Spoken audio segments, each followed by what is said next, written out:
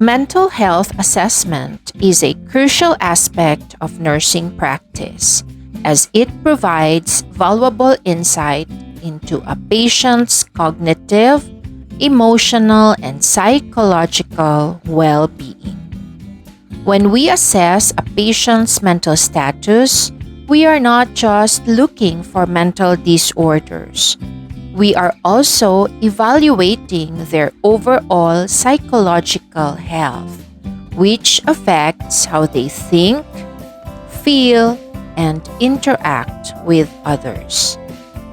A large part of this assessment involves collecting subjective data, which means gathering information directly from the patient through structured interviews.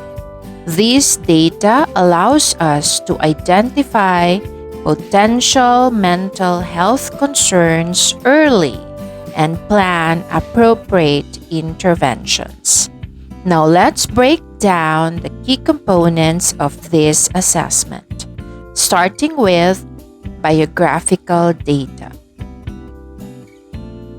When we begin a mental health assessment, we first collect the patient's biographical data, which includes, among others, their name, age, gender, marital status, occupation, and cultural background. Why is this important? First, collecting biographical data helps us establish rapport and build trust with the patient. People are more likely to open up about sensitive mental health factors and mental health concerns when they feel comfortable.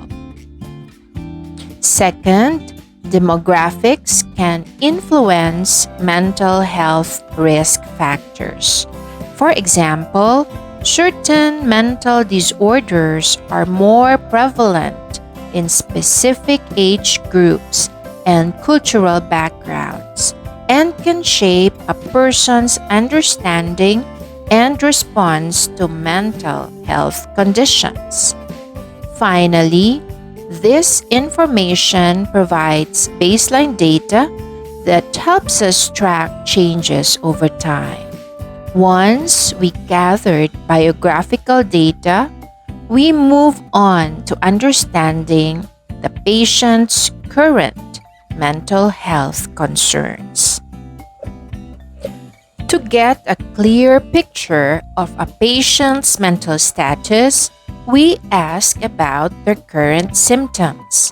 Key areas to explore include mood changes. Are they feeling sad, anxious, or irritable? Behavior alterations. Have there been changes in social interactions or daily activities? Cognitive issues. Are they experiencing memory problems, confusion, or difficulty concentrating? Stressors. Are they dealing with personal or professional challenges? Sleep and appetite disturbances. Poor sleep and appetite changes can be signs of underlying mental health concerns. Substance use. We assess whether the patient uses alcohol, tobacco, or other substances that may be impacting their mental health. Why do we ask these questions? To help us identify the primary complaint and whether the issue is acute or chronic. They may also guide the need for further assessment or specialist referrals. Now we'll look at the patient's personal health history, which includes past mental health conditions. Have they been diagnosed with depression, anxiety, or any psychiatric disorders before? Previous treatments. Have they taken medications like antidepressants, mood stabilizers, or antipsychotics? If so, were they effective? History of self-harm or suicide attempts. This is a critical factor in assessing risk and ensuring patient safety. Why do we ask these questions? A history of mental illness increases the risk of recurrence. Medication history helps determine if current symptoms may be due to side effects or withdrawal.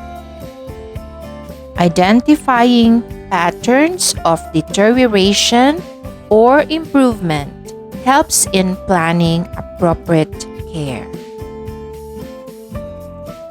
Mental health conditions often have a genetic component, so we assess family history by asking about a family history of depression, schizophrenia, bipolar disorder, or anxiety disorders. Any substance abuse issues or suicide attempts in close family members. Why does family history matter? Genetic predisposition plays a major role in mental health. Knowing a family history of mental disorders can guide risk assessments and preventive measures. Understanding family support systems helps in our care planning. A strong family support network can be a protective factor, while a dysfunctional one can contribute to mental health issues.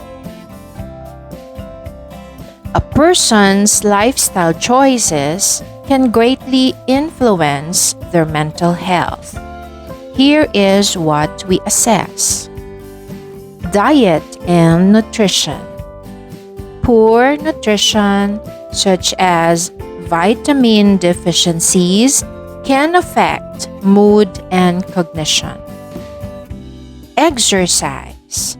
Regular physical activity has been shown to reduce stress, anxiety, and depression. Sleep habits. Insufficient or poor quality sleep impacts cognitive function and emotional well-being. Substance use. Alcohol, drugs, smoking, and even caffeine intake can alter mental health. Social interactions. Do they have a strong support system, or are they feeling isolated? Why do we ask these questions? Lifestyle factors can exacerbate mental health conditions or alleviate symptoms. Understanding daily habits helps in formulating realistic interventions. Now let's discuss some key mental health assessment tools that we can use in gathering subjective data. 1. The Alcohol Use Disorders Identification Test. The purpose of this is to screen for hazardous or harmful alcohol use. This is a 10-item questionnaire assessing alcohol consumption, dependence, and consequences. This tool helps detect early signs of alcohol dependence and guide intervention strategies.